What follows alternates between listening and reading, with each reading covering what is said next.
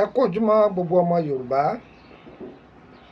Àtẹni tí kì í sọmọ Yorùbá ṣùgbọ́n tọ́lọ́run fún láǹfààní tó ní etí inú àti tòde tó fi gbọ́ èdè Yorùbá. Gbogbo wa ni mo kí ẹ káàárọ̀, ẹ káàsán, ẹ kúrọ̀lẹ́, ẹ káalẹ́. Gbogbo ojú tí ń wò mí, àárẹ̀ ò ní ṣe yín o, àrùn ò ní ṣe yín o, òfò ò ní ṣe yín o.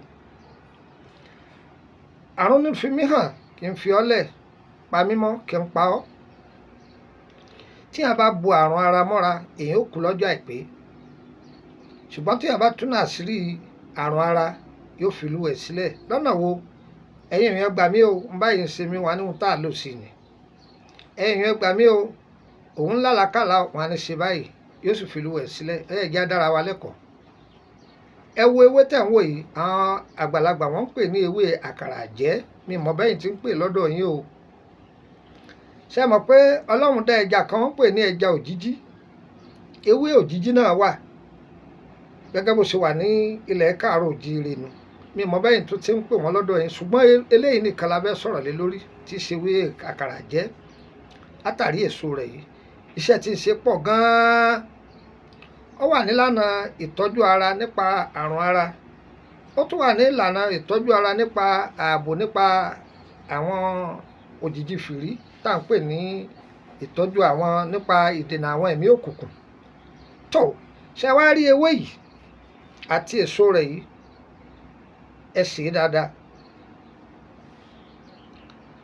Ẹni tó bá ní àrùn ojú, ẹni kó máa mú dáadáa.